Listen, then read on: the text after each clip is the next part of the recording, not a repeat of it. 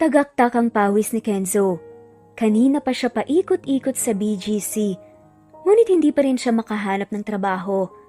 2 buwan na siyang nakauwi sa Pilipinas mula sa 4 na taong pananatili sa Taiwan.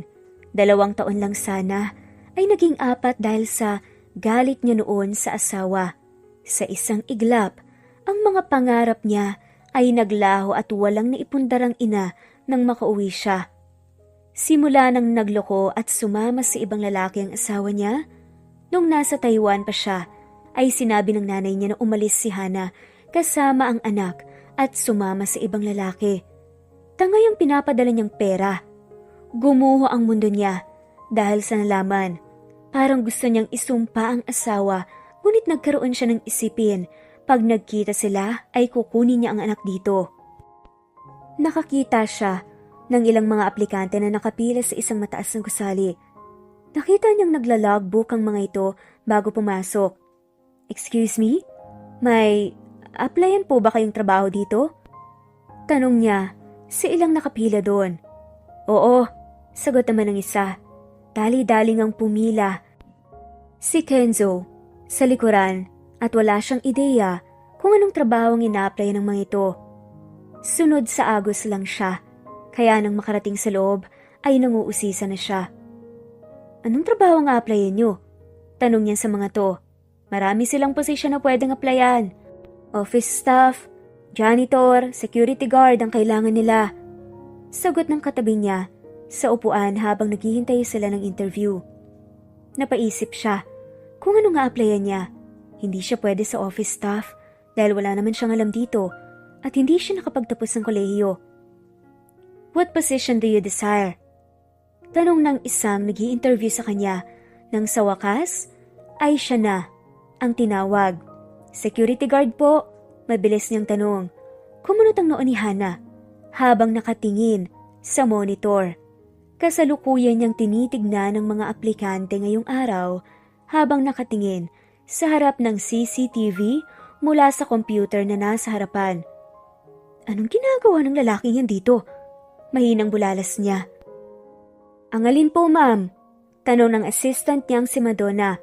"That man." Turo ng babae sa lalaki sa monitor. "Bakit, Ma'am Hana? Ayaw niyo po ba ng aplikanteng yan? Tatawagan ko si Laura para mapaalis." Sagot ng assistant. "Hindi na. Tignan natin kung papasa."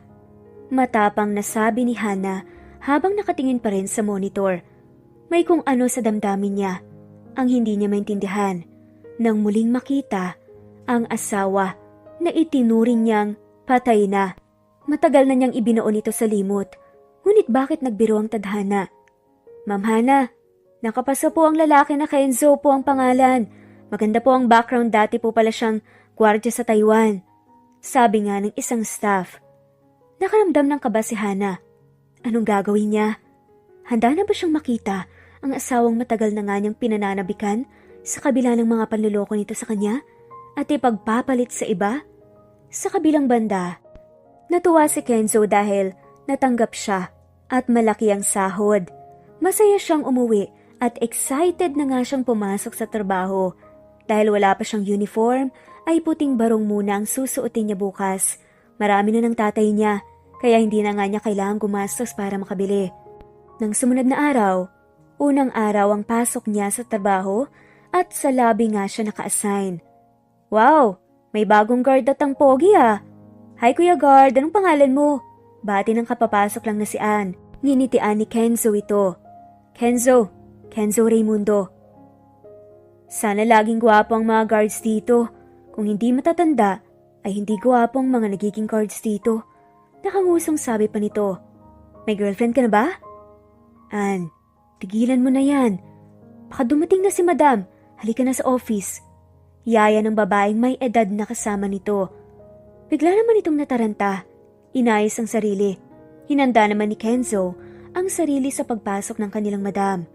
Isang matamis, nangiti ang kanyang hinanda para sa pagdaan nito. "Good morning, ma'am." Bati ng mga empleyado sa lobby. Nang tumapat ang boss sa harapan ni Kenzo, unti-unting napalis ang mga ngiting nakapaskil sa labi ni Kenzo nang tuluyang masilayan ang kanilang boss. Tila nag-slow motion ang lahat. Saglit lang itong tumingin sa kanya at dire-diretsyong pumasok. Nanatili siyang nakatayo ron at hindi malaman ang gagawin. Ang laki ng pinagbago ni Hana. Mula sa bihis at itsura, ibang-iba na nga to. Sobrang ganda na nito. Mas lalo itong gumanda sa paningin ni Kenzo. Raimundo, palitan mo muna ako dito sa entrance, CR muna ako. Tila bumalik siya sa puwisyo nang tinawag nga siya ng kasamaan sa trabaho. Agad naman siyang lumapit dito, ngunit nang makabalik ito, ay inusisa niya ito, baka kasi kahawig lang ng asawa niya, ang boss pala niya. Ah, si Ma'am Hana ba? Mabait yun. Maganda pa, parang si Miss South Africa ang beauty. Pero may anak na yon, single mother. Anito. Pakiramdam niya ay nagkagulo ang loob ng puso niya sa narinig. Si Hana nga, ang sinasabi ng kanyang ina na daksil. Walang boyfriend o kinakasama? Tanong ni Kenzo. Sagot naman ng kanyang kasamaan sa trabaho. Ang alam ko wala eh. Mukhang wala naman akong nakikitang may kasamang lalaki si Madam. Hindi ko lang sure. 2 years pa lang kasi ako dito. Pagkukwento nito. Tumango lang si Kenzo. Naisip niyang, paano nangyari na bigla itong naging mayaman? Ngayong, wala naman itong sinasamahang ibang lalaki. Sa Chief Executive Office, nag-uusap si Hana at ang assistant niyang si Madonna. Nakita mo ba ang tingin sa'yo ng bagong guard natin, Madam? Natulala siya sa beauty mo. Anas ng assistant. Hindi naman siguro. Baka dati niya akong kakilala, tapos nagulat nang makita ko. Paismid na sabi ni Hana. Ay, magkakilala kayo, Madam? Usisa nito. Hindi ko siya kilala. Back to work, Madonna. Aniya pero naglalaro sa utak ni Hana ang nakaraan, 4 na taon na ang lumipas. Matapos ipamana sa kanya ni Mrs. Olivar ang mga ari-arian nito, kabilang ang 4 na kumpanya, ay hindi naging madali sa kanyang lahat. Pumunta sila sa UK ng anak at doon siya nag-aral. Pinag-aralan niya kung paano mag-manage ng negosyo at pati na rin ang pag-aayos ng sarili. Tinapon na niya ang naging losyang na si Hana na nilalait ng biyanan at ilan nilang kapitbahay. Pero tila mapaglaro talaga ang tadhana. Paano ba naman kasi? Madalas nga silang paglapitin kahit nga todo iwas na nga sila sa isa't isa. Sa totoo lang, ilang beses nang sinubukang kausapin nitong si Kenzo si Hana pero hindi naman siya makahanap ng tamang tiyempo. Parang ang siste kasi ngayon, langit na nga si Hana, lupa siya. Hanggang sa isang araw, meron ngang lalakarin itong si Hana na importante. Business-related nga yun. Kaya kailangan nga rin niya ng magbabantay o bodyguard. Sakto namang magkakaharap ang kanyang sekretarya na sila Madonna at si Hana nga. At saktong dumaan itong si Kenzo. Tinawag nga ni Madonna ang lalaki. Huy Kenzo, halika rito. Ma'am, sakto po si Kenzo na lang. Break time po niya ngayon. Sabay turo nga sa lalaki. Nagulat naman si Kenzo. Sabay turo sa sarili. Ako? Hindi pa man tapos si Kenzo sa kanyang pagdadahilan nang biglang sabi na nga ni Hana. Hindi na. Madonna, security guard siya dito. Hindi ko bodyguard. Hindi naman pwedeng basta-basta ko nalang hilain siya. Para bantayan lang ako. Pero pagdadahilan naman ni Madonna. Pero ma'am, business related man po yung pupuntahan niyo. Tsaka kayo ang CEO dito. Kailangan niyo po ng bantay. Lalo na crucial po yung kikitain niyo. Tsaka may mga dala pa kayong confidential. Sabi nga ni Madonna. Naalala niyo po ba? Nung nagkaroon din ng hindi magandang pangyayari dati tapos nalagay sa alanganin yung buhay niyo? Nang marinig yun ay tila nanlaki naman ang mga mata ni Kenzo. Ano? Nalagay sa alanganin ng buhay mo? Tila nag-aalalang tanong nga nito. Nagtaka naman si Madonna. Oh, bakit parang affected na affected ka? Huwag kang mag-alala. Wala ka pa nun, kau talaga. Samantalang ang babae naman, parang bumilis ang kabog ng dibdib.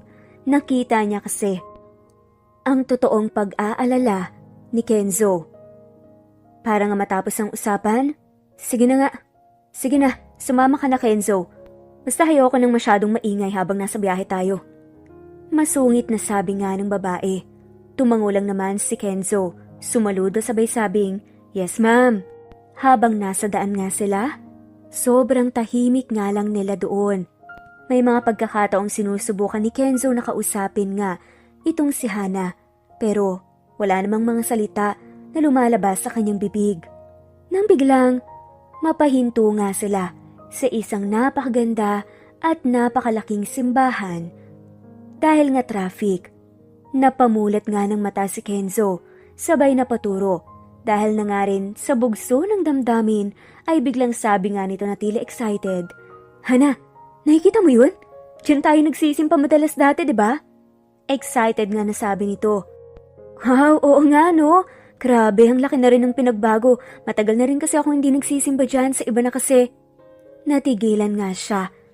Nang biglang ma-realize nga niya ang kanyang ginagawa. Sa isip-isip niya tuloy, "Ano pang ginagawa mo, girl?" Nakita nga niyang nakatitig tuloy sa kanya si Kenzo at makabuluhan nga ang kanyang tingin. I mean, wala na kasi akong oras para pumunta dyan. Tsaka, hindi naman masyadong memorable yung simbahan na yan. Kahit saan naman pwede tayong magdasal." Pero sagot naman ni Kenzo sa malumanay na boses, "Pero kahit na, naalala mo ba? Nang nagdarasal tayo na bigyan tayo ng anak at makabuo tayo ng pamilya, diyan tayo nagpunta. Ang tagal natin diyong nakaluhod at magkahawak kamay." Sabi nga nito. Tila naalala nga ni Hana ang mga dati nga nilang magagandang pinagsamahan. Nangingilid na nga ang luha sa kanyang mga mata pero hindi niya pinahalata. Kailangan niyang magmukhang malakas. Nang biglang, umusad na nga ang traffic. Hay, sa wakas. Tila nakahinga naman ng maluwag ang babae dahil change topic na nga kaagad. Sa wakas nakarating na nga rin sila sa kanilang pupuntahan. Naging successful din naman ang naging meeting nga ni Hana with some of the investors. Habang nangyayari pa nga yun, proud ngang nakatitig si Kenzo sa kanya. Sobrang laki na talaga ng pinagbago nito. But, sa nakikita niya, in a good way. Talagang nag-strive ito para nga mag-grow at para maabot kung ano man ang meron siya ngayon. Oo nga, at usap-usapan na binigay o pinamana lang ito sa kanya. Pero, dati wala namang kaalam-alam si Hana sa negosyo. Ibig sabihin, ginawa niyang lahat para mapag-aralan ang bawat aspeto ng pagbibusiness. Mas lalo tuloy namangha si Kenzo sa kanyang dating asawa. Pagkatapos nga nila doon, lumabas na nga sila ng restaurant. Nasaktuhan naman na doon pala ang favorite coffee shop ng dalawa. 2 beses pa lang sila nakapunta roon nang magkaroon sila ng kaunting pera. Pero masayang-masaya silang nagre-relax sa coffee shop na yon dahil napakaganda ng ambience. Parang ang may garden sa loob at meron pang mga libro. Doon sila nagbanding twice at isa yon sa mga paboritong bilihan ng kape ni Hana. Paano ba naman kasi? Minsan lang siya makapunta sa ganoong lugar dati. At dahil na naman nadala itong si Kenzo sa tuwa, bigla nga niyang hinawakan ng kamay ni Hana at hinigit ito. Nagtaka naman si Hana pero wala na nga siyang nagawa at sumunod kay Kenzo. Pero nang mapahinto nga sila sa harapan ng coffee shop, "What are you doing?" Seryoso at masungit na tanong ni Hana. Doon lang napagtanto ni Kenzo ang kanyang ginagawa. Sorry pala ma'am. Naaalala mo? Ito yung coffee shop na hindi ko naalala. Pagpuputol na nga lamang ni Hana sa sasabihin ni Kenzo. Ganun ba? Siguro nga, cheap na yung mga gantong coffee shop para sa'yo. Pwede ba, Mr. Kenzo? Just stop acting na parang close na close pa rin tayo. Tapos na ang dati. Alam mo ba yung ibig sabihin na past is past? Naka-move on na ako. And I'm sure, ikaw rin naka-move on na. Tila may tumusok naman sa puso ni Kenzo nang marinig niyang sinabing yun ni Hana. Kaya wala na nga lamang siyang nagawa, kundi mapatango na nga lamang at tahimik na nga lamang nilang binaybay ang daan papunta sa opisina ulit. Mabuti na lang at natapos din ang araw na yun dahil sobrang ang intense and emotional and intimate ang mga nangyayari. Samantala, kasi simula pa lang sa trabaho naglalasing ka na? Ni hindi ka pa nga sumasahod ay alak na agad ang inaatupag mo. Sita ng ina ni Kenzo. Nay, pwede bang hayaan mo muna ako? Asik nga ni Kenzo sa ina. Paanong hindi kita sisitahin? Akala ko hindi ka na umiinom. Ngayon bumabalik ka na naman sa alak. Sermon pa nito. Sana hindi na lang ako umalis noon. Sana hindi na lang ako nag-abroad, Nay. Sambit ni Kenzo habang tinutungga ang bote ng alak. Ano? Anong sinasabi mo? Kung hindi ka ng ibang bansa, paano ang anak mo? Baka ngayon tigok na siya dahil pinabayaan mo. Mamamatay ang tatay mo na wala kang nagawang tulong. Yun ba ang gusto mong marinig? O mangyari? Mapait siyang ngumiti. Nay, hanggang kailan ko ba papasanin ang responsibilidad ko sa inyo ni tatay? Gumagawa naman ako ng paraan pero paano naman ako? Tignan niyo ako ngayon. Parang walang direksyon ang buhay ko. Simula nang mawala ang mag-ina ko. Maluha-luha niyang sagot sa ina. Anong ibig mong sabihin? Napabigat kami sa'yo ng tatay mo? Sige, pabayaan mo kami. Pabayaan mo kami dahil sa'yo babalik ang karma dahil pinabayaan mo ang mga magulang mo. Mangiyak-ngiyak, nasabi ni Aling Lolita. Tila gusto nitong konsensyahin ng anak dahil sa mga sinabi ni Kenzo. Hindi ganyan ang ibig kong sabihin, Nay. Sige, bumalik ka dun sa taksil mong asawa. Hanapin mo kung gusto mo. Hindi na kailangan, Nay. Nakita ko na si Hana.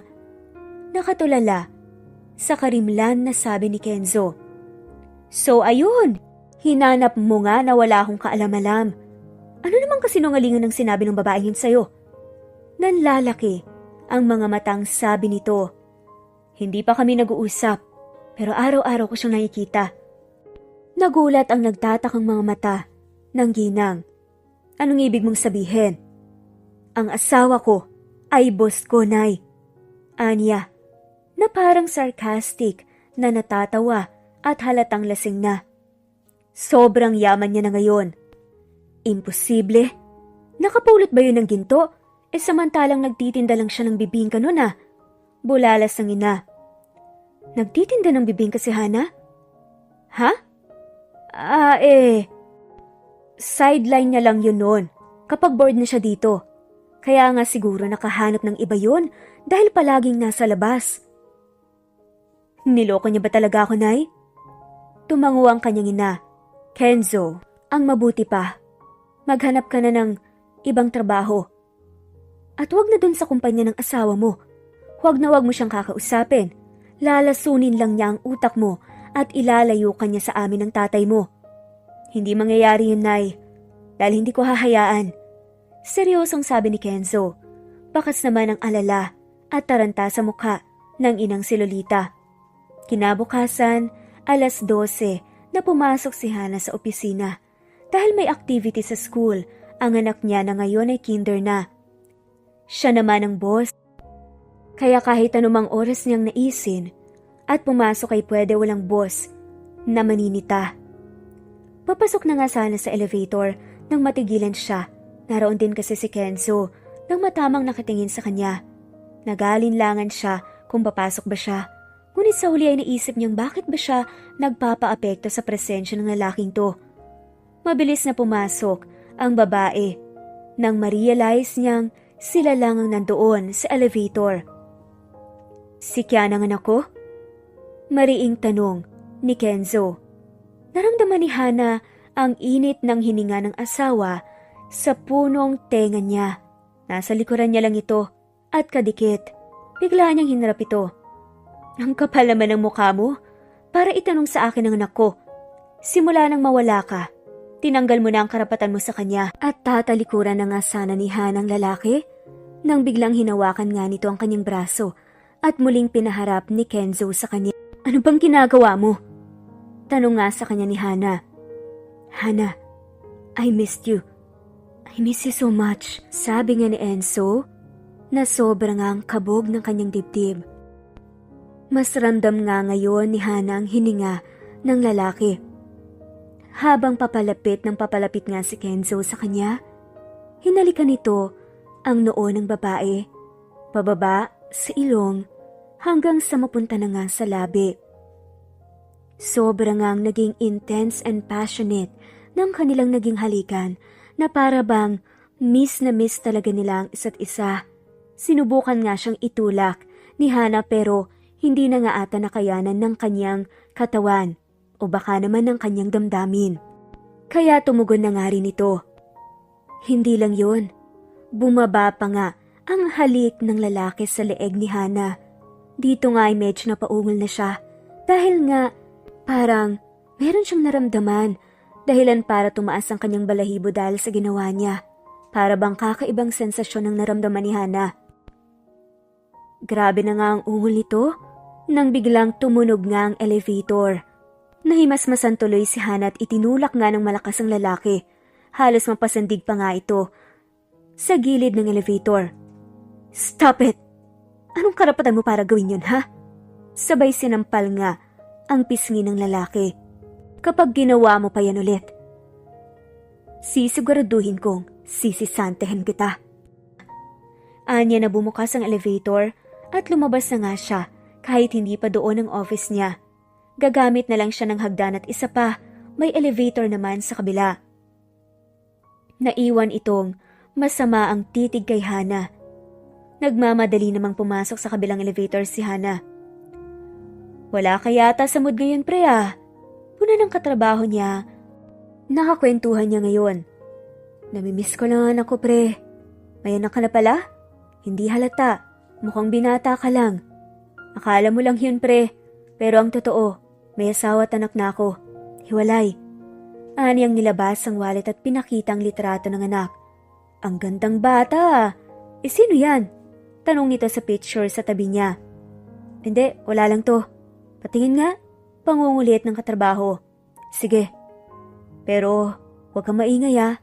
Oo na. Sino ba yan makakilala ko? Ani nga ng katrabaho at inagaw sa kanya ang hawak na litrato. Nang makita yun, ay nagpalipat-lipat ang tingin nito sa kanya. At sa picture, isa yung mayor's wedding. Kamukha ni Madam tong asawa mo ah. Siya talaga yan. Ani naman ni Kenzo. Talaga? Paanong? Ani ng katrabaho na hindi malaman ang itatanong. Mahabang istorya. Hindi kaya nagpapanggap ka lang na gwardya para huliin ang salot sa kumpanya? Parang may napanood at nabasa na akong ganun sa YouTube ah. Ani tong sinisipat-sipat pa siya. Napakamot siya sa ulo. Walang ganun sa totoong buhay, pre. Hindi ako nagpapanggap. Basta wag kang maingay. Baka malaman ng taga-opisina lagot tayo kay madam. Yes, sir. Ani nga ng katrabaho at sumaludo.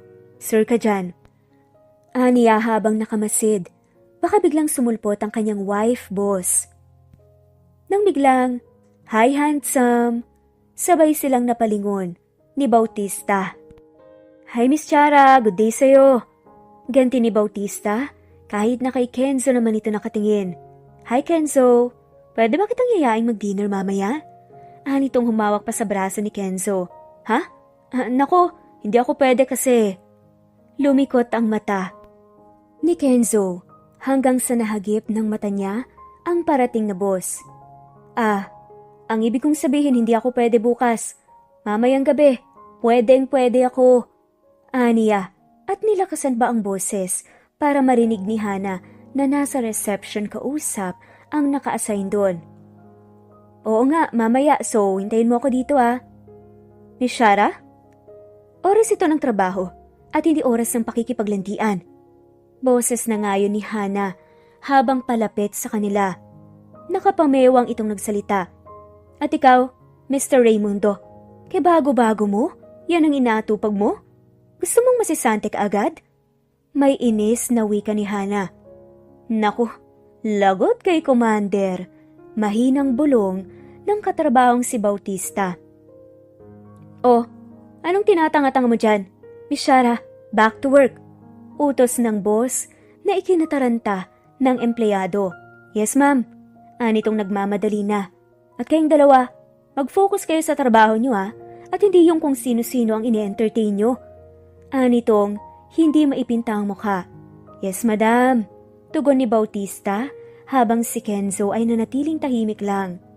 Nakasimangot na tumalikod ang lady boss habang nakasunod ng tingin si Bautista rito at kinalabit si Kenzo. "Mukhang nagselos yata," bulong pa nga nito. "Hayaan mo siyang magselos, deserve niya yan," sabi naman ni Kenzo. "Alam niyo nagugulan ako sa inyo pre, magkwento ka nga." "Saka na pre, mahabang istorya talaga. Next time na lang dayuhin mo ako sa bahay, magkainuman tayo." "Ayos, sasahod pre tugon nito, nakipag-apiran pa nga kay Kenzo. Nang sandaling yun, sa office ni Hana, inis na inis siya. Panay ang sulyap niya sa monitor ng CCTV ng lobby na para bang may binabantayan doon. "Madam," kalabit ng kanyang makulit na sekretarya. Inis niyang nilingon nito at bumalik sa ginagawa. "May kailangan ka, Madonna?" "Madam, crush mo no? Kanina ka pa pasulyap-sulyap dyan sa monitor ng CCTV sa lobby." Umirap naman ng babae. "Hindi no?" Mariin niyang tanggi. "Hus? Hindi daw. Kanina pa nga tingin ng tingin." Pangiti-ngiti na sabi ng sekretarya. Sa ilang taon din kasi na magkasama sila, medyo nakabuo na rin sila ng friendship, kaya komportable nang makipagbiruan sa isa't isa. Simula kasi, nang mapasa kanya ang kumpanya, ay si Madonna na ang madalas niyang kasama. Ito na rin ang itinuring niyang best friend, pero ayaw niyang sabihin dito ang tungkol sa kanila ng asawa. Nang sumapit ang 5:00, ay nagmamadali siyang lumabas dahil kakain sila sa labas ng anak. Ito ang pangako niya dito. Nadatnan niya doon si Shara at matyagang naghihintay. Mukhang si Kenzo ang hinihintay ng babae. Alam niya kasing 6:00 pa ang out ng asawa. Dahil sa isiping yun, ay uminit ang ulo niya. Nagtama ang tingin nila ng asawa. Tinitigan nga niya ito ng masama. At bago tumingin kay Shara, palabas na siya. Nang naisip niyang nasa underground parking pala ang kotse niya, kaya bumalik siya at bumaba. Naghihimagsik ang dibdib niya sa isiping may i-date na ibang asawa. Pero ano ba ang pakialam niya? Matagal na sila nitong hiwalay. Kaya ang siste ay habang nasa labas sila ng anak, ay tila wala siya sa sarili at lumilipad ang isip niya. "Mommy?" Untag ng anak sa kanya. Bahagya siyang napapitlag. "Yes, honey?" Aniya, napilit nang umiti rito. "Ma'am, palagi ka na lang nakatutok sa work mo. Bakit kaya hindi na lang po muna tayo magbakasyon? I miss you, ma'am." "Anak, sa ngayon hindi pwede. Kailangan ako sa trabaho Kailangan kong tutukan." Paliwanag niya rito. "Ganyan naman po kayo Pinabaliwala niyo na po ako. Kung ibigay mo na lang kaya ako sa totoo kong daddy." Anito, na ikinatigil niya sa pagsubo. "Anak, hindi pwede." Mariin niyang tugon. "O kaya kahit ipakilala mo sa akin, baka siya magkaroon ng time kahit minsan lang po." Anito, sa murang edad, ay akala mo matanda na ang nagsasalita. "No, anak, hindi mo alam kung ano ang mga naranasan natin noon dahil sa daddy mo." Matigas niyang tugon. "But I want my daddy." "Anak, sa tamang panahon malalaman mo rin ang totoo." "I want my daddy." Nagwawala na ngang iyak nito. Nag-alala siyang bigla sa anak. Agad niyang binayaran ang bills nila at binuhat na ito pasakay ng kotse. Doon, kahit anong kausap niya sa anak, ay hindi siya kinakausap nito. Nakahalukip-kip pa nga ito na animoy kontrabida sa pelikula. Napabuntong hininga na nga lamang siya. Nagmana yata ang anak sa lola nito. Kinabukasan, "Uy pre, kamusta ang date niyo ni Miss Shara?" Usisa ni Bautista. "Yun, panay ang pagpapakyut sa akin. Naasiwa nga ako Ayoko na mga ganoong klaseng babae. Yung ako ang niyayayang makipag-date at sila ang nagfa-first move." Ayaw mo pa nun? Palay na ang lumalapit sa manok. Iba talagang nagagawa ng maitsura, no? At saka, in love pa rin. Loko ka talaga. Ani na nga lamang ni Kenzo sa katrabaho. Ngunit ang isip niya ay naghihintay na dumaan ang kanyang asawang boss. Ngunit maghapon, hindi niya yun nakita. Pababa na sa parking si Hana. Abala siya sa paghahanap ng susi ng kotse nang may nagsalita sa harapan niya. Pwede ba tayong mag-usap? Anong ginagawa mo dito? On duty ka pa, di ba? Kunot noong sambit naman ni Hana. Hana, kahit para sa bata na lang, huwag mo na may pagkait sa akin ng karapatan ko bilang ama niya. Imbes ay sagot ni Kenzo. Paano ko ipapaliwanag sa kanyang lahat na babaero ang tatay niya? Na pinagpalit kami sa iba? Usig niya sa lalaki. At teka nga, boss mo ako. Ayokong tinatawag mo ako na parang kaibigan mo lang. Nasa kumpanya kita, kaya tawagin mo kong Madam. Mariin nga nasabi ng babae. Tumawa nang may pait si Kenzo. Ano bang pinagsasabi mo? Hindi ako ng babae. Kahit kailan, Madam. Mariing sambit din naman ni Kenzo. Napakunot noo si Hana. Pwede ba? Huwag ka nang magsinungaling pa sa akin. Si Miss Shara ba? Hindi ko naman type ang isang yun eh. Please. Kahit para kay Kiana lang. Pagsusumamo ni Kenzo. Napaisip siyang bigla. Naalala niya ang anak. Nang umalis siya kanina, hindi pa rin siya nito kinakausap. Okay, para kay Kiana. Talaga? Tila nagliwanag ang mukha ni Kenzo. Oo na. Bumalik ka na sa trabaho mo. Bukas ipakikilala kita sa kanya. Linggo bukas, kaya walang opisina. Itong number ko. I-message mo ako bukas, 10:00. Magkita tayo sa labas, dadalhin ko si Kiana. Naintindihan mo? Ani nga ni Hana. At hindi tumitingin dito bago sumakay sa kotse. Sumilay ang mga ngiti sa labi ni Kenzo. Sa sinabing yun ng asawa, sinundan niya ng tingin ng paalis itong sasakyan. Sa ngayon, ay anak muna niya ang uunahin niya kapag nagkaroon siya ng pagkakataon ay babawiin niyang asawa sa kung sino man ang kumuha nito sa kanya. Sa isip-isip nga ni Kenzo, kasal pa rin sila at hindi siya papayag na tuluyan silang maghiwalay. Hindi niya to gagawin dahil sa nalaman nitong mayaman ng asawa. Gagawin niya to dahil all those years, si Hana pa din ang mahal niya. Isasantabi na niya ang kanyang pride kahit pa sumama ang loob niya sa ginawa nito sa kanya, kahit pa iniputan siya nito sa ulo gaya ng sabi ng kanyang ina. Mahal niya pa rin si Hana. At ang puso niya ang susundin niya. Masaya siyang umuwi. Nang makauwi siya ay nakasalubong nga niya ang dating kaibigan na matagal na rin niyang hindi nakita. Si Brandon. Hoy Kenzo, kamusta? Nakauwi ka na pala? Oo, ilang buwan na rin. Ikaw nasa happy life ka pa rin ba? Anya rito. Wala na, matagal na. May magandang offer sa akin sa Quezon City. Kaya grab ko na kagad. Sa happy ko rin nakilala ang iyong agency. Anito, mukhang yumayaman ka na ngayon pre ah. Sabi ni Kenzo. Hindi naman, tiyaga lang. Kamusta nga pala kayo ng asawa mo? Nung huli ko siyang makausap, umiiyak eh. Mukhang may problema. Anito sa kanya. Kenzo anak. Tawag bigla ng nanay niya kay Kenzo nang makitang kausap si Brandon. May bibilhin lang ako sa tindahan. Ikaw munang tumingin dito. Sa ama mo. Umuwi ka na. Sige pre ah, sa susunod na lang. Wika ni Brandon. Sumulyap pa ito na nakasimangot na si Aling Lolita. Oo, inuman tayo sa bahay, pumunta ka lang.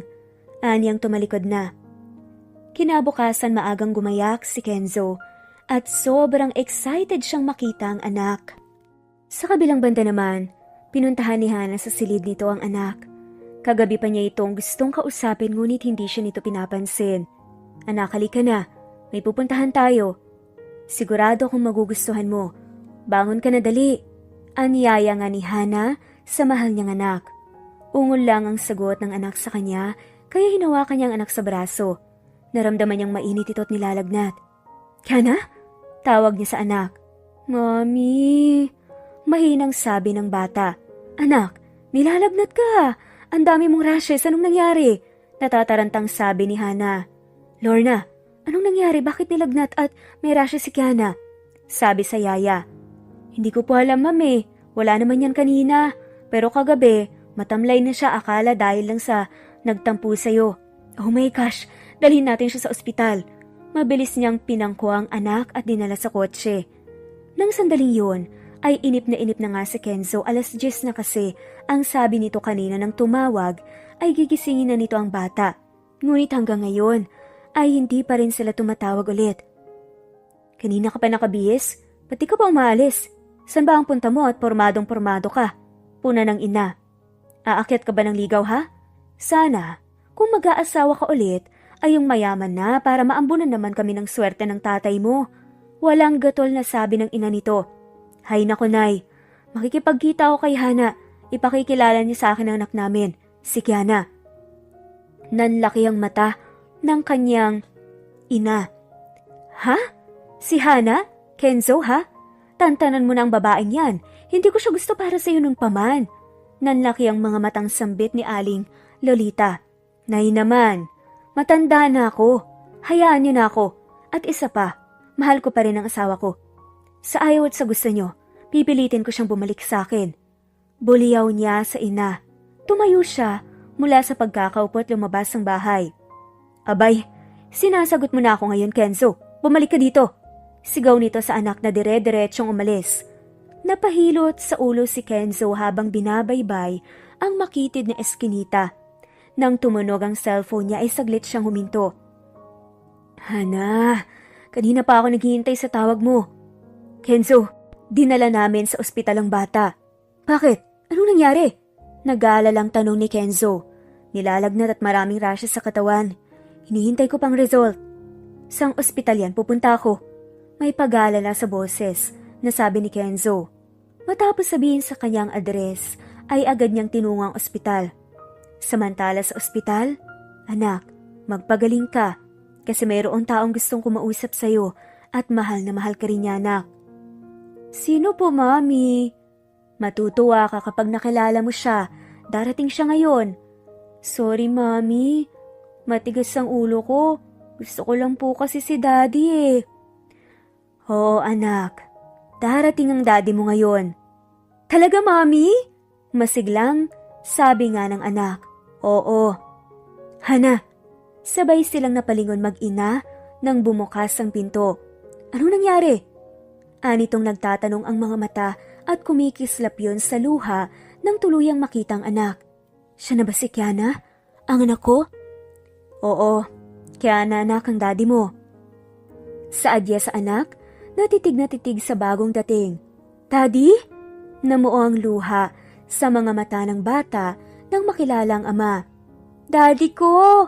Anito habang nakalahad ang mga kamay. Diyos ko anak ko, namiss kita. Sambit ni Kenzo na hindi pinigilan ng luha sa mga mata. Matagal niyang inasamang ganito ang makasama ang anak. Napakagatlabi nga si Hana upang pigilan ng luhang namamalisbis sa mga mata. Isang napakagandang tagpo para sa kanyang mag-ama na akala niya ay hindi na yun mangyayari. I love you, Daddy. I miss you. Mito, anak. Mahigpit ang pagkakayakap ni Kenzo dito. Come on, Mommy. Let's group hug. Tila, nanigas ang kanyang ina. Ha? Nako, kayo na lang, anak. Aniya na palihim na pinunasan ng mga luha. Ano nga palang nangyari? Usisa muli ni Kenzo habang hindi bumibitaw sa anak. Nadengge daw eh. Hindi ko nga alam kung paano, kaya pinalilinis ko ang garden at saka pool. Next time anak, mag-iingat ka na ha? Bawal magkasakit lalo ka na. Ikaw ang buhay namin. Yes, Daddy. Sorry po and thank you. Ani ng cute na bata at pinupog ng halik ang ama. Ang pogi pala ng daddy ko eh, kaya pala may nagkakagusto. Anito. Nagkatinginan sila ni Hana. Sana hindi mo tinuturo sa bata ang ganung bagay. Mahinang bulong ni Kenzo sa asawa. Hoy, hindi ko tinuturuan niya na. Nakangiti pero mariin niyang sabi upang hindi mahalata ng anak ang namumuong tensyon. Yes, Daddy. Narinig ko lang po ang usapan ni Mommy at ang lawyer ni Lola Emilia. Sabi ng madaldal na anak. Natahimik si Hana. Totoo yun. Muling napag-usapan nila ng lawyer ni Mrs. Emilia Olivar ang tungkol sa pagpapaalis sa kanya noon ng ina ni Kenzo at ang pagsabi nito na may ibang babae ang asawa. Nang mabalitaan kasi nitong sa kumpanya nagtatrabaho ang dati niyang asawa, nag-offer ito ng restraining order para kung sakaling magpilit ito na pumasok sa buhay nila. Kaya pala nagkaroon ng interes ang bata sa ama dahil narinig nito. Anong sinasabi ng bata? Excuse me muna anak, mag-uusap lang kami ng mommy mo.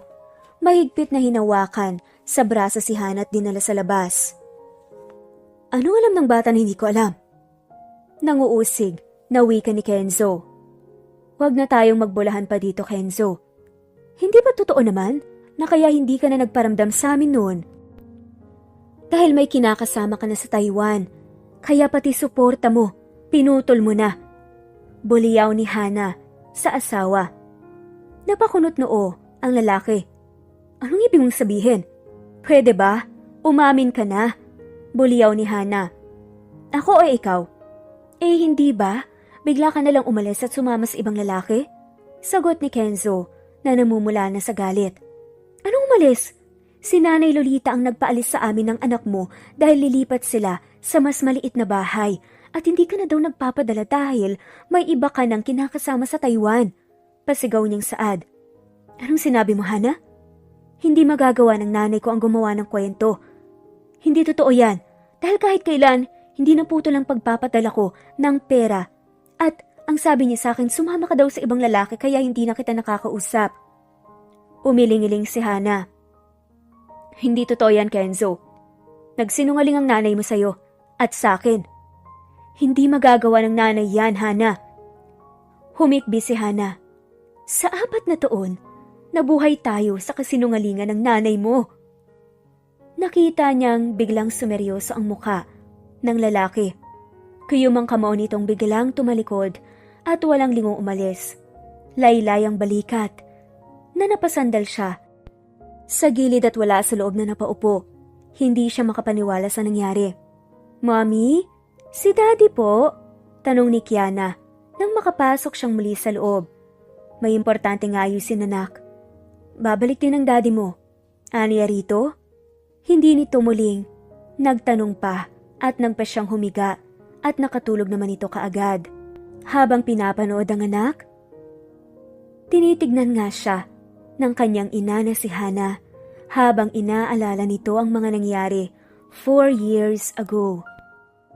Walang problema sa akin kung gusto niyo munang dito tumuloy. Basta ang sa akin lang ay ayokong tatamad-tamad dito sa bahay. Ani ng ina ni Kenzo. Magpipitong buwan na ang tiyan ni Hana nang umalis sila sa inuupahan nilang boarding house sa Parañaque. Dahil pareho silang nawala ng trabaho at isa pa, masela ng pagbubuntis ni Hana. Kaya napagpasyaan muna nilang makitira sa magulang ni Kenzo. Kahit labag sa kalooban niya, alam kasi niyang hindi siya gusto nito. Kahit pakasal na sila ng anak nito. Nay, kapag nakahanap ako ng trabaho, ay bubukod na rin naman kami nitong si Hana. Sagot ni Kenzo. O siya, ipasok niyo na yung mga gamit niyo. Pansamantala dyan muna kayo sa sala matutulog dahil ipapaayos ko pa yung kabilang kwarto. Pinag-imbakan na kasi ng mga lumang gamit namin ng tatay mo yan. Kayo ba'y kumain na? Nako, wala pa naman kaming ulam dahil todo tipid kami ngayon. Dugtong pa ng ina ni Kenzo. Kumain na kami, Nay. Huwag niyo kaming alalahanin. Sagot ni Kenzo, habang si Hana ay nanatiling walang kibo. Dati siyang real estate agent. Nang lumaki na ang tiyan niya, ay huminto na siya. Merchandiser naman sa isang supermarket si Kenzo. Kaso, nang ma-end of contract, ay kailangan na nilang umalis sa inuupahan para makatipid. Pero imbes na maghanap ng trabaho, ay mas pinili nitong makipisan sila sa magulang nito na mahigpit niyang tinutulan ngunit wala siyang magawa. kaya mas pinili na lang niyang sumunod. "O Hana, ilang buwan na ba yung tiyan mo?" Tanong ng tatay, Pedong ang ama ni Kenzo. Mabait ito sa kanya. Ito yung tipo ng biyanan na walang pakialam sa mundo. "Magpipitong buwan na ho," magalang niyang sagot. "Nako, simulan mo lang mag-exercise. Igalaw-galaw mo yung katawan mo para hindi ka mahirapang manganak." Sabat naman ni Aling Lolita. "Oho," tipid niyang sagot. "Sa umaga walang tubig dito, kaya nag-aakot kami ng tubig mula roon sa poso. Ikaw nang gumawa nun sa umaga para exercise mo na rin," sabi ng ina ni Kenzo. "Lolita naman, kararating lang nila, tinutukahan mo na kaagad ng trabaho. Hayaan mo munang makapagpahinga. Hayaan mo na si Hana. At si Kenzo na lang ang gagawa niya ng tako. Magpahinga ka na, Hana. Buntis ka pa naman." Saad naman ang biyanan niyang lalaki. "Sus, Pedong, ginagawa mong tamadyang si Hana." Giit ng biyanan. Iiling-iling na lamang si Pedong. Alam niyang hindi siya mananalo sa asawa. "Nay, nako, wag niyong bigyan ng stress ang asawa ko at isa pa, masela ng pagbubuntis nito, kaya kailangan magpahinga." "First trimester lang yan, anak. Nawawala din naman yun. At isa pa, buo na yan. Hindi na maano ang anak mo." Hindi nagpapatalo, nasagot ng ina niya. Alam niyang una pa lang ay hindi na siya gusto ng nanay ni Kenzo. Ngunit mas maayos na ang pakikitungo nito sa kanya ngayon kaysa noon. Dati, hindi siya nito iniimik kapag dumadalaw sila dito. "Okay lang ho," maikling sagot niya. At dahil pareho silang walang trabaho, ay ang mga magulang ni Kenzo ang gumagastos simula sa pagkain at ilang personal na pangangailangan. Aminado si Hana na nahirapan siyang makipisan sa mga magulang ng asawa. Una, wala silang privacy. Pangalawa, hindi sila ang nagdedesisyon para sa kanila kundi ang mga magulang nito. Dahil bawat galaw nila, mas lalo siyang kinukontra ng mama ni Kenzo. Pati ang oras ng pahinga ay pinapakialaman nito at higit sa lahat, nakikisawsaw ito sa kahit kaunting away nilang mag-asawa. Isang araw ng tanghali, nasa kusina siya, abala sa paghuhugas ng mga plato. Narinig niya ang pagtawag ng mga kaibigan ni Kenzo dito. Halos araw-araw na lang pumupunta ang mga to para magyayang uminom na mahigpit naman niyang tinutulan. Ayaw niyang umiinom ang asawa niya. Ngunit hindi ng araw na yun. Narinig niyang inaalok ng trabaho ni Brandon si Kenzo na ikinatuwa naman niya. "Anong trabaho naman yan, pre?" tanong ng asawa. "Sa online sa Happy Live app. Malaki kikitain dito, pare. Basta marunong ka lang." "Yan ba yung naguhubad sa online?" "Hindi, pre. Kwentuhan lang, bulahan para kumita," sabi ni Brandon. "Bagay kasi sa'yo ang trabaho dahil may itsura at katawan ka." Tugtong pa nito. "O sige pre, kailangan ko kasi ng trabaho eh. Alam mo namang manganganak ang asawa ko." Mataman lang siyang nakikinig sa pag-uusap ng mga to. Totoong gwapo ang asawa niya. Madalas nga itong napagkakamalang modelo o may kahawig na artista. Samantalang siya ay simple at morena. Bagamat tindig beauty queen siya, ay kakaiba ang gandang mayroon siya. Namana niya yon sa Arabic ng ama na hindi na niya nakilala pa. Namatay naman sa panganganak sa kanya ang nanay niya kaya sa tiyahin niya siya lumaki. Ngunit hindi maganda ang pakikitungo nito sa kanya. Mas pinili niyang mamuhay mag-isa. "O sige pre, mamaya babalik ako dito. Sasali kita sa agency namin." "Salamat pre," sabi nga ni Kenzo. Nang makaalis ang kaibigan ng asawa, ay saka siya ng usisa. "Ano daw be? Magla-live show ka?" Curious na tanong ng babae. "Hindi ganun," sambit naman ni Kenzo. "Sana naman malaki ang kitain dyan. Basta, huwag kang mapahamak ha," sabi nga ni Hana. Bumuntong hininga na nga lamang siya. 2 buwan na lang, manganganak na siya, pero hanggang ngayon ay wala pa rin silang naiipon. "Oh, ano tong naririnig kong magkakatrabaho ka na?" Ani ng inang si Lolita na kanina pa palang nakikinig sa kusina. Online job, Nay, sagot ni Kenzo. Mabuti naman para hindi naman kayo pabigat sa amin, sagot nito habang hawak ang sandok. Nagkatinginan na nga lamang ang mag-asawa. Nang sumunod na araw, gamit ang cellphone, ay sumabak sa online job si Kenzo. Noong una, hirap itong mag-adjust dahil madalas kailangan gabi ito nagla-live. Ngunit nang nakadalawang buwan na ito, nasanay na rin siya. Kailan ka ba sasahod dyan sa trabaho mo? 2 buwan ka na dyan pero hindi ka pa nakakasahod? Daing niya sa asawa. Nauubos na kasi ang inutang nilang pera sa kaibigan ni Kenzo. Hindi pa kasi nagme-message ang manager ko. After ng PK ko ngayong katapusan, baka sumahod na ako. Ay, ano pa bang magagawa ko? Ani ang hinihimas-himas ang tiyan, nakabuhanan na. Kabuhanan mo na nga pala, no? Hayaan mo't kapag hindi umabot ang sahod, manghihiram ako ulit kay Brandon. Hindi kaya mabaon tayo sa utang niyan? Ani ang umupo sa tabi ng asawa habang kumakain ng tanghalian. Kagigising lang nito at siya naman ay walang ganang kumain dahil feeling niya hindi na siya makahinga sa sobrang laki ng dinadala. Okay lang yun. Malaki naman ang kinikita ni Brandon. Anito, ayaw mo bang kumain? Ba't hindi mo ako sabayan? Huwag kang magtatampo at magagalit sa akin. Minsan kasi hindi na kita inatupag. Alam mo namang nakafocus ako sa trabaho para sa future natin at ng magiging anak. Sambit ni Kenzo.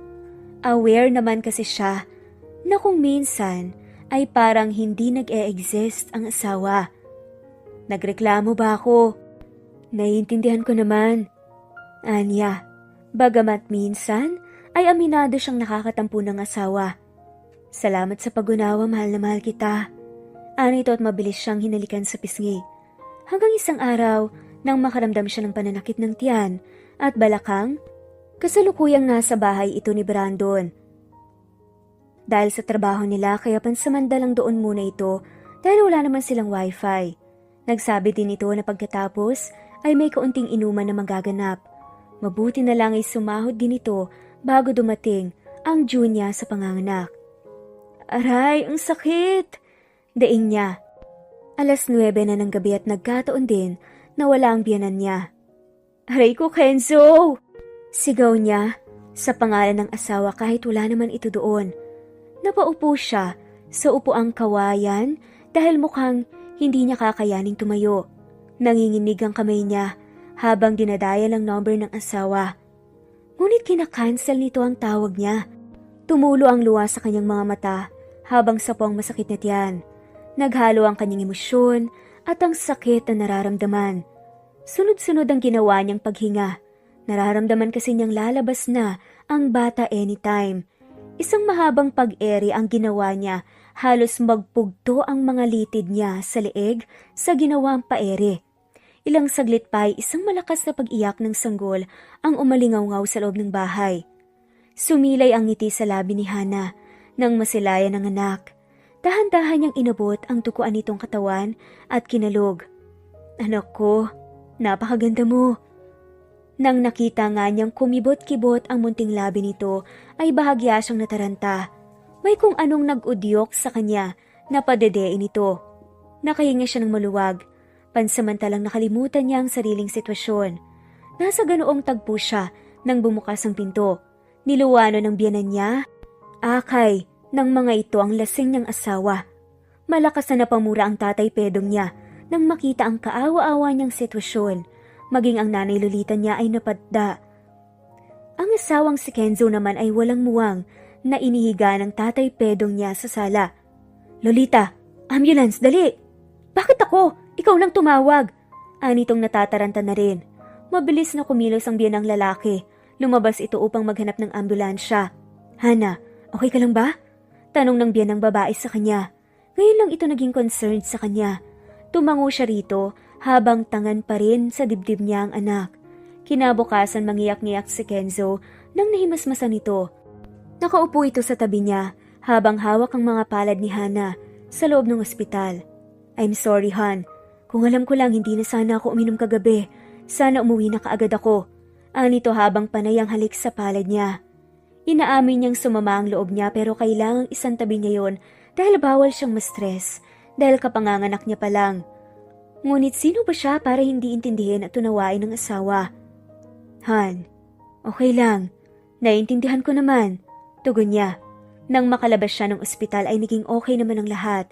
Ngunit 2 buwan lang ang lumipas, nakaramdam siya ng kakaiba sa asawa. Madalas nitong hawak ang cellphone nito at kahit sa pagbanyo ay dala nito. Madalas din itong may kausap sa cellphone. At ang isa, sa kinasasama ng loob niya dahil sa tuwing ko kumprontahin niya ang asawa ay pumapagitna ang kanyang biyanang babae. Bakit hindi mo nalang intindihin ng asawa mo? Anito, nakapamewang pa ito sa harap niya at sa lakas ng boses nito ay nagising ang pinapatulog niyang anak. Tikom ang kanyang bibig. Ayaw niyang sagutin ito dahil kahit papaano ay biyanan pa rin niya ito at matalas ang respeto niya. Kaya kahit parang sasabog na ang kanyang dibdib, sa sama ng loob ay mas pinili niyang manahimik. Isang araw, abala siya sa pagpapatulog ng anak nang lumapit ang nanay lolita niya. Hana, bakit hindi mo subukang mag-ayos? Magpaganda ka. Hindi porket nasa bahay ka lang at nag-aalaga ng bata, magpapakalosyang ka na. Tignan mo nga ang sarili mo. Iba na ang itsura mo. Tignan mo ang anak ko, lalong naging gwapo. Sige, ikaw din, baka palitan ka niyan. Pangunguyam nito. Nay, kung talagang mahal ako ng anak niyo, tanggap niya dapat kung ano ako. Gusto na nga niyang maiyak sa sinabi ng ina ng asawa. Ewan ko sa'yo, ikaw din. Paismid na sabi nito. Pinapaalalahanan lang kita.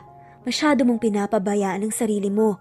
Napapatulala na lang siya habang sinusulyapan ng asawang tulog ng tulog. Totoo, simula na mag-asawa siya at nagkaanak ay nakalimutan na nga niyang sarili. Nang magising ito ay nilapitan niya ito at kinausap. Kung lumapit ka para sermonan ako, huwag ngayon, wala ako sa mood. Hindi naman dahil doon. Anya, wala ka naman kasing dapat ipagselos dahil parte ng trabaho ko ang mambola at makipag-usap sa mga taong spender ko sa trabaho. Hindi ako nakikipagrelasyon sa kahit na sino. May asawa na ako, paliwanag nito. Hindi nakaimik ang babae at pinunasan ng daliri. Ang mga luhang kanina pa pinipigilan. Lumambot ang ekspresyon ni Kenzo nang makita ang nagunang luha ni Hana. Mahal na mahal kita, Han. Sana panghawakan mo yan. Kinabig ni Kenzo si Hana palapit sa kanya at pinunasan ang mga luha ng asawa. Huwag ka nang umiyak. Tahan na. Mahal na mahal ni Hana ang asawa. Ito ang pinili niyang pakasalan at ngunit normal na buhay. Ata. Sa buhay ng mag-asawa ang dumaan sa pagsubok at problema. Nang magkasakit ang ama ni Kenzo, ay kinailangan nitong mangibang bansa para maipagamot ang sakit nito sa bato. Mahal, mag-iingat ka doon. Umiiyak na sabi ni Hana. Oo, alagaan mo si Kiana. Sabi nga nito, mahal na mahal ko kayo, 2 taon lang ako sa Taiwan. Kenzo, baka mahuli ka na sa flight mo. Putol ng ina ng asawa sa moment nila. Isang mahigpit na yakap kay Hana bago tuluyang umalis si Kenzo. Pinahid niya ng suot na duster ang mga luha habang pinagmamasdan si Kenzo. Gusto man niya itong ihatid ngunit hindi niya magawa dahil 3 buwan pa lamang ang anak niya. Pumayag siyang mangibang bansa ang asawa dahil kailangan din nilang makaipon para makapagpatayo na nga sila ng sarili nilang bahay. Hindi naging madali ang lahat kay Hana. Gabi-gabi niyang iniiyakan ng pagalis nito hanggang sa umabot siya na halos araw-araw sumasakit ang kanyang ulo at tila nawawala na nga sa sarili. Ngunit pinipilit niyang maging maayos ang lahat hanggang isang araw. Nay, may padala po ba si Kenzo? Wala na po kasing gata si Kiana. Nag-aalangan niyang tanong sa biyanan. Naku, Hana. Wala na. Naubos na, alam mo namang kailangan ng tatay Pedrong mo ang pera para gamutin ang kanyang sakit. Bakit kasi hindi mo sayo pasasuhin ng bata at nang hindi na kailangan bumili pa ng gatas? Nay, alam niyo naman pong, ang dami mong sinasabi. Putol nito sa iba pa niyang sasabihin. Hindi siya makaimik. 4 na buwan na nga sa Taiwan si Kenzo. Pero wala pa rin itong pinapadala. Tumutol siya ngunit nagsasawalang kibo na lamang. Nagbibigay naman ang biyanan, ngunit hindi sapat yun para makaipon para sa pangarap nilang bahay. Ngunit nang sumunod pang mga buwan ay hindi na ito nagbigay pa. Ang dahilan Napilitan tuloy ay ang siyang pera magtinda pa ng kung ano-ano. Bitbit ang anak. Minsan bibingka, minsan balot, kung ano-ano pa. Pangalawang araw niya. Sa pagtitinda noon nang mapansin niya ang isang may katandaan na babae. Ang patawid na sana nang bigla itong napahawak sa ulo nito. Bitbit ang anak ay napatakbo siya, sumaklolo dito. Mrs., ano pong masakit sa inyo? San po ba ang tungo niyo para maihatid kita? Offer niya sa matanda. Naku, okay lang naman ako. Medyo nahilo lang. Diyan lang sa building na yan ako nagtatrabaho. Hatid ko na po kayo, Mrs. Olivar. Sabi nga ng matanda sa kanya, sabay ngiti. Nang maihatid nga niya, ay nagpasalamat ito sa kanya. Mula noon 1 beses sa 1 linggo na ito bumibili o kaya naman ay inuutusan nito para pakyawin ang paninda niyang bibingka. Kaya madalas siyang maagang nakakauwi. Pagdating naman sa bahay, ay solo niya ang lahat ng trabaho. Madalas namang walang nanay ni Kenzo. Kapag naroon, animoy katulong naman si Hana sa bahay na yon. O Hana, nagpapaaraw ka na naman. Puna ni Mrs. Olivar nang makita siya sa labas ng opisina. Opo, kailangan po kumita ng pera eh. Naku, hindi ka naman binigyan ng magaling mong biyanan ano? Tipid na ngumiti ang babae. Minsan na kasi siyang nagkwento dito. Okay lang po ba kayo, Mrs. Olivar? Tanong niya, dahil parang medyo hinihingal ito. Okay lang ako, iha. Medyo hindi okay ang pakiramdam pero okay na ako. Uminom po kayo ng gamot. Sabi nga niya, oo iha, salamat. Ilan bang lahat yung kalamay mo at bibilhin ko na? Naku, maraming salamat po ah. Nang makaalis si Mrs. Olivar, sinuot na nga sa balakang ang carrier ng anak at nilagay doon ng bata. Dala ang kinita sa pagtitinda ng kalamay at bibingka. Tinalunton niya ang daan pa uwi. Hindi na siya sumakay para makatipid ng pamasahe. Makalipas ang ilang araw at linggo, nagtiis si Hana. May oras na gusto na nga niyang umalis sa poder ng biyanan, ngunit si Kenzo ang iniisip niya. At kung sakali, saan naman siya pupunta? Hanggang sa hindi na tumatawag ang asawa sa kanya. Sa tuwing tinatanong niya ang biyanan, sinasabi nitong maging dito ay hindi raw tumatawag si Kenzo. Hanggang isang araw sinabi ng nanay ni Kenzo na may iba na raw umano itong kinakasama sa Taiwan. Natulala na nga lamang si Hana. Parang paulit-ulit na tinarakan ng kutsilyo ang dibdib. Hindi siya makapaniwala sa mga nangyayari. Gusto niya sanang umalis doon, ngunit saan naman siya lilipat? Wala siyang kapera-pera. Hana, 2 kalamay nga. Napapitlag si Hana. Ang taga-opisinang si Mia yon. Nakatulala ka dyan. May problema ka ba? Okay lang ako. Ito na ang kalamay mo. Salamat. Napansin niyang nakaitim ito tulad ng ibang employees.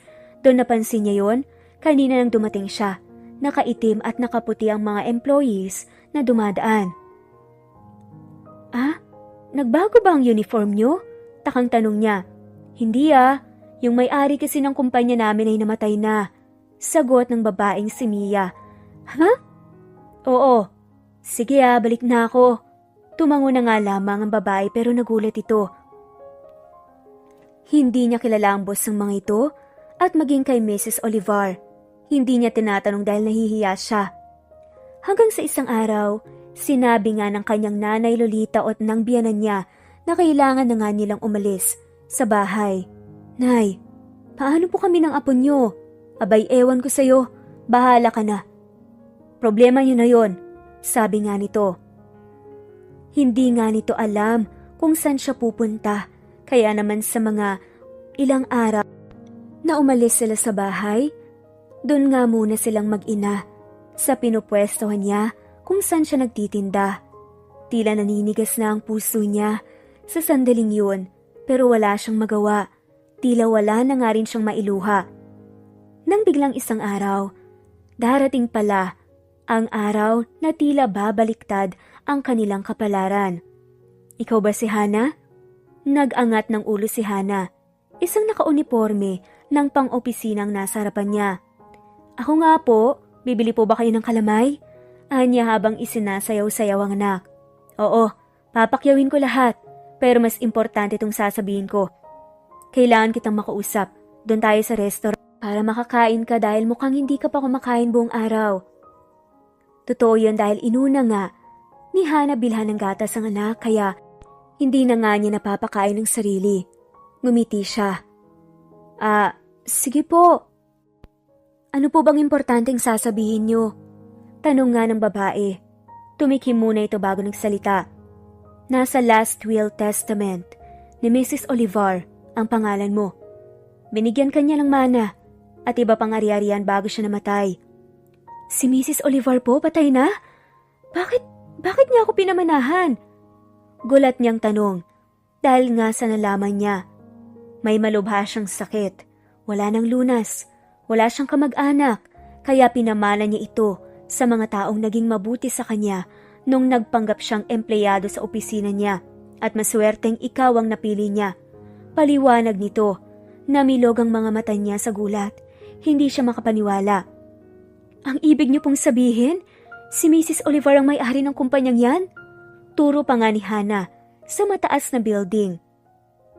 Opisina ito ng iba't ibang products na pag-aari nga ni Mrs. Olivar tulad ng Shine's Rejuvenating Soap at iba't ibang pampaganda na sikat ngayon. Maluhaluhang niyakap ni Hana ang anak. Talagang napakabuti ng Diyos sa kanila.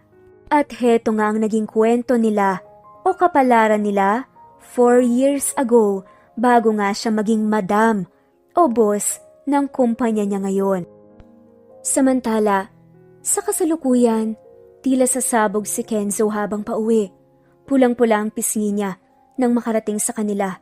Naabutan niya sa sala ang ina at ama habang nanonood ng TV. Nay! Mahina, ngunit mariing tawag niya sa ina. O anak, andyan ka na pala. Kumain ka na, may tirang pagkain dyan sa hapag.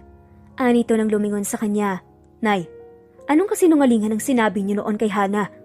Napaawang ang labi ng ina sa sinabi niya. Nagbago ang ekspresyon ng mukha nito mula sa pagiging maamo ay tila tigre na nabulabog. Anong kasinungalingan ang sinasabi mo? Ano? Nilaso na ng babae niyo ng utak mo? May kalakip na inis na sabi nito. Bakit yung sinabing may kinakasama ko sa Taiwan? Ano to, Nay? Bakit kayo nagsinungaling? Biglang nagkaroon ng pag-aalala sa mukha ng ina niya. Dahil ayokong tuluyan kanyang maagaw sa amin. Ayokong kalimutan mo kami ng magulang mo dahil nag-asawa ka na. Anak kita. Gusto ko buong buhay mo ay sa amin lang dahil ako ang mas naghirap sa'yo. Ang sahod mo na dapat sa amin mo ilaan ay nahahati pa. Umiling si Kenzo. Kabaliwan yan, ma. Kahit mag-asawa ako pa rin ang anak mo. Hindi magbabago yun. Grabe ang ginawa mo. 4 na taon. 4 na taon mo kaming pinahirapan. Matagal mo kaming pinaniwala na may iba sa buhay namin. Pati ang apo mo, nadamay. Anak Kenzo, ginawa ko lang dahil gusto ko na sa amin ka pa rin ang tatay mo. Napailing si Kenzo. Simula ngayon, Nay. Hindi niyo na ako pakikialaman pa. Hindi na ako papayag na guluhin niyo ulit ang buhay naming mag-asawa. Bago pa siya tuluyang makalimot na ina niya ang kausap, muli siyang bumaba sa bahay. Tinungo ang bahay ng kaibigang si Brandon. Alam mo pre, matagal ko nang alam yan. Minsan ko na kasing nakausap ang asawa mo. At dahil tinanong kanya sa akin kung may contact tayo. Grabe pre, 4 na taon akong walang kaalam-alam. Pre, pag-usapan niyo ni Hana yan. Mabait naman ang asawa mo. Ipaliwanag mo sa kanyang lahat. I'm sure maiintindihan ka nun. Ibang-iba na siya ngayon pre. Mayaman na siya at maraming negosyo. Pagkukuwento nga ng kaibigan niya. Paano nangyari yun? Samantalang nung wala ka, nagtitinda siya ng kalamay dun sa harap. Hindi ko alam pre, baka pinamana sa kanya nung may-ari. Baka nga, sagot naman ng kaibigan niya. Pero sabi naman ng lalaki, pero ayaw kong isipin niya na bumabalik ako para sa pera niya. Ayokong yun ang isipin niya. Para naman sa bata at pagmamahalan yung dalawa, maiintindihan ka nun pre, mabuti ang puso ng asawa mo. Sana nga, dahil ayaw kong magkahiwalay kami ulit. Hindi pumasok sa opisina si Kenzo kinabukasan. Nahihiya siya sa kanyang asawa. Naisip niyang mag-resign na at kakausapin na lang ito ng masinsinan. Ngunit nang hapong yon ay tumawag si Hana. Hindi ka pumasok ng walang paalam. Bakit? Seryosong tanong ito. Magre-resign na ako. Okay, file a resignation and I'll file an annulment. Hana? Napaunat nga siya sa sinabi nito. You can choose. Mariing sabi naman ni Hana. To be honest, ayokong maghiwalay tayo. Umiling siya kahit hindi naman ito nakikita. Pumasok ka bukas. Anitong tinapos na ang usapan. Nasa bahay siya ng magulang. Nanatili siyang walang kibo, maging ay natahimik. Pero maghapong yon ay ginugol niya sa mukmok. Raimundo, pinapatawag ka na ni Madam. Lunchtime yon. Lalabas na sana siya upang kumain sa karinderya. Nakita niyang ngiting-ngiti ang sekretary ng asawa. Sa office? Oo, puntahan mo na. Malalaki ang hakbang na sumunod siya kay Madonna. Hana, sambit nga nito sa pangalan ng asawa. Yan ba ang dapat mong itawag sa boss mo? Walang formalidad, Mr. Raimundo? Seryosong wika ni Hana. Tumikhim siya at umupo kahit hindi sinasabi ng asawa. Lumingon siya sa sekretary nito na matamang nakikinig lang. Wari nakakaintindi naman ito at lumabas sa Chief Executive Office. Anong pag-uusapan natin, Madam? Aniyang pinagdiinan ng salitang ma'am. In terms na lang para sa bata. Gusto ko nang mag-file ng annulment. Nagtiimbagang si Kenzo. Wala akong kasalanan sa'yo. Para gawin mo sa akin to, Hana. I'm sorry sa ginawa ng nanay ko. Masyado siyang natakot na baka tuluyan ako mawala. Nanay mo na naman. Asawa kita.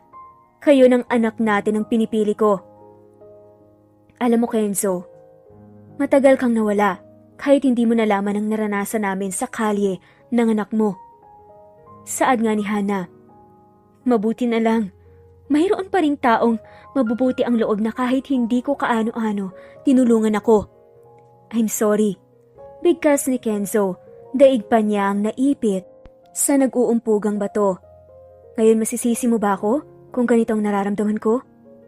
Hindi tayo pwede maghiwalay. Kasal tayo sa mata ng Diyos at sa mata ng tao. At hindi tayo maaaring paghiwalayin ng tao kahit pang nanay ko. Hana, mahal kita at walang nagbago sa nararamdaman ko para sa'yo.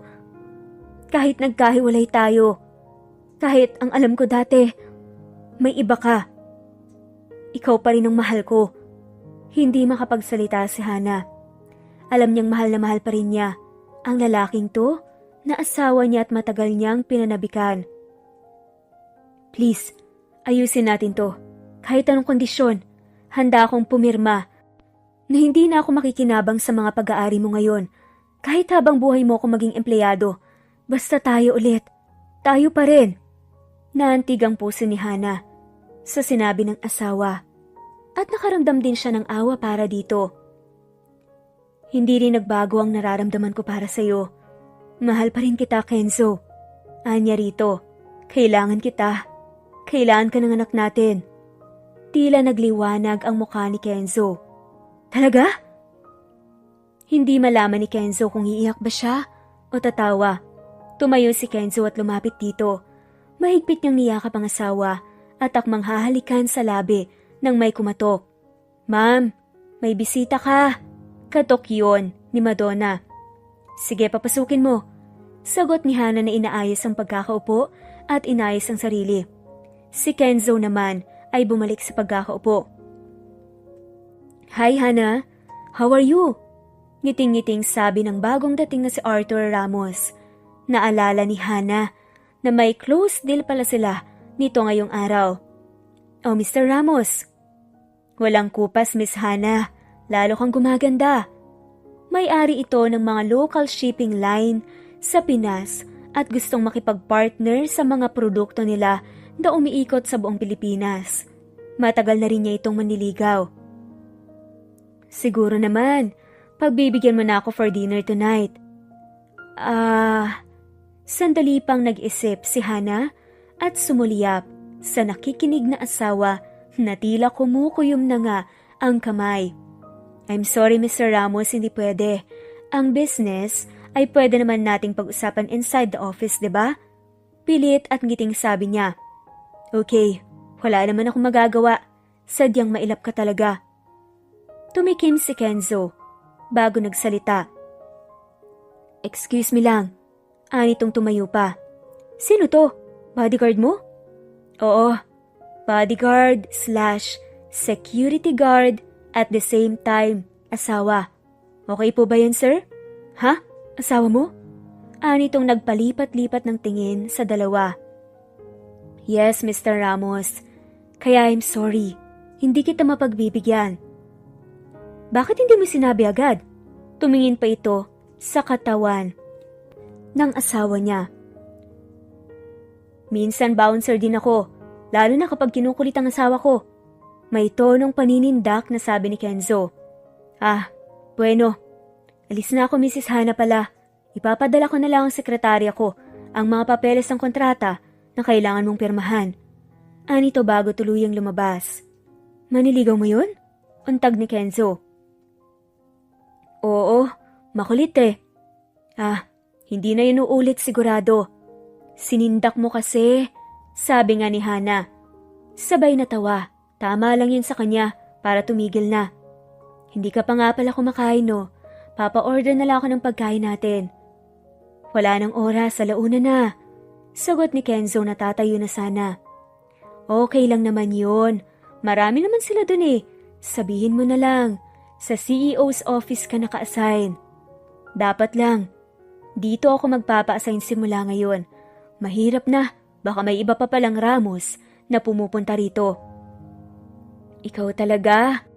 Saka na yung sinasabi mo kaninang handa kang pumirma ng kasunduan. Loko ka. Walang gano'n ang lahat ng to sa'yo din. Bigay lang to sa akin ni Mrs. Oliver. Wala siyang ibang pamamanahan kaya akong pinili niya. Dahil ako daw yung nagbagandang loob at tumulong sa kanya. Sino ba naman ako para ipagkaito sa iba, lalo na sa'yo? Han, wala akong pakialam sa yaman mo ngayon. Ang importante ay ikaw at ang anak natin. I love you, Han. I love you too, Han.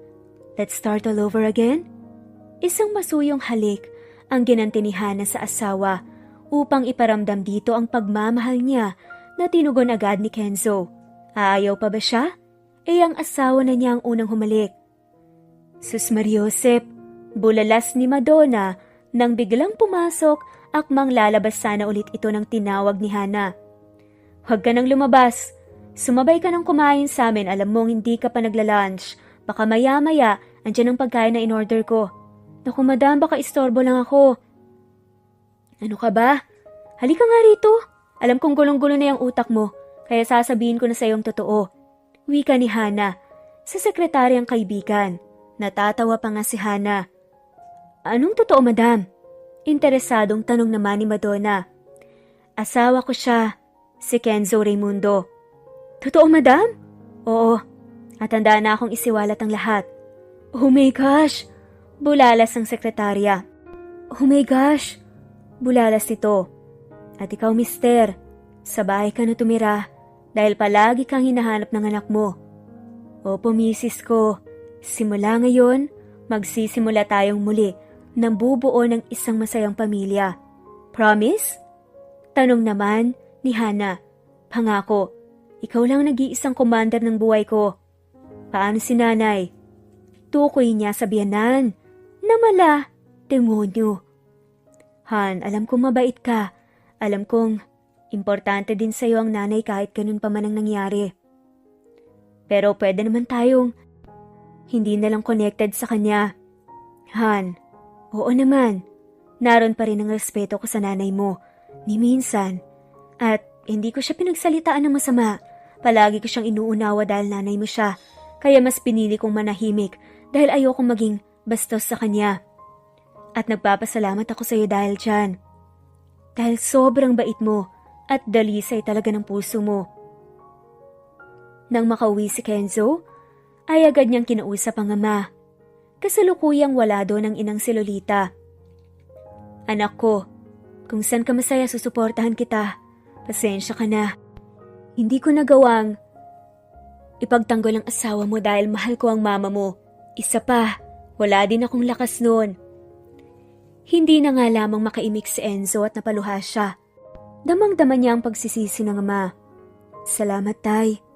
Habang buhay kong ipagpapasalamat sa inyo ang buhay ko at pangako ko hindi ko pa rin kayo pababayaan. Yumakap siya sa ama bago kinuha ang damit.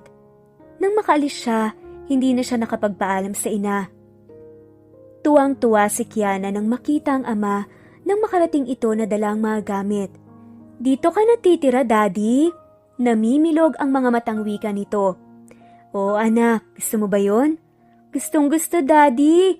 Ibig sabihin, happy family na po tayo? Yes, anak. At okay na kami ng mami mo. Tumalon-talon sa tuwa si Kiana nang marinig yun mula sa ama. Nang umalis sa poder ng ina si Kenzo, ay narealize niya na iba kapag nakabukod at may sariling tahanan. Nagbigay ng tulong pinansyal ang mag-asawa sa mga magulang ni Kenzo, ngunit hindi ito tinanggap ng ina ni Kenzo. Hayaan muna natin, Han. Kapag nagkaroon ng pagkakataon, saka na lang natin kausapin. Baka hindi pa handa ang nanay mong makipag-ayos. Sorry, Han. Darating din ang panahon na magiging okay din ang lahat. Nag-resign na nga bilang security guard si Kenzo. Siyempre, lumevel up na siya. Nagtayo siya ng sariling negosyo at nagsumikap. Dumami pa yon ng dumami dahil na rin sa kasipagan nilang mag-asawa. CEO na rin siya ngayon ng sarili niyang small company. Hindi nga nagtagal, nagkaayos na nga rin sila ng pamilya ng lalaki. Ayon dito, nahiya na nga itong tumanggap ng tulong mula sa kanilang mag-asawa dahil sa kasakiman niya noon. Nang dahil sa pagmamahal niya sa anak, ay hindi niya napaghandaan na darating ang oras na gagawa ito ng sariling pamilya at iiwan sila. Ngayon, ay magiging dalawa na ang anak ni Kenzo at Hana, at lalaki na yon. Mayroon na ring sariling dalawang grocery store si Aling Lolita at mayroon na rin silang mas maayos na bahay sa tulong ng anak. Habang maliit pa ang mga anak natin, sulitin natin ang mga oras at araw na kasama natin sila dahil darating ang araw na magkakaroon din sila ng sariling buhay. At sa kwento rin nating ito, natunghayan natin kung gaano kabuti ang puso nitong si Hana. Kaya naman, binigyan siya ng napakalaking ganting blessing ng Panginoon. Kaya wag nating kalimutang tumulong sa ibang tao kapag meron tayo at kapag kaya naman natin. Dito rin, natunghayan natin na magkalayo man ang dalawang pusong nagmamahalan, darating ang araw na muli silang pagbubuklo din ng tadhana upang ituloy ang naudlot na pag-iibigan. At dito na nga nagtatapos ang kwentong pagmamahalan nila Hana at Kenzo. Maraming salamat po sa lahat ng mga walang sawang sumusubaybay at shout out po sa mga sumusunod. Jane Rosario, Juvelin Romero, Presbyteros Rose, Ostonal Lito, Augustus, Neva Fajardo, Jane Rosario, Armina Adhani, at shoutout rin po sa lahat ng mga walang sawang sumusubaybay. Maraming salamat po at muli. Ito ang Cat Amazing Stories PH. Thanks for listening and God bless everyone.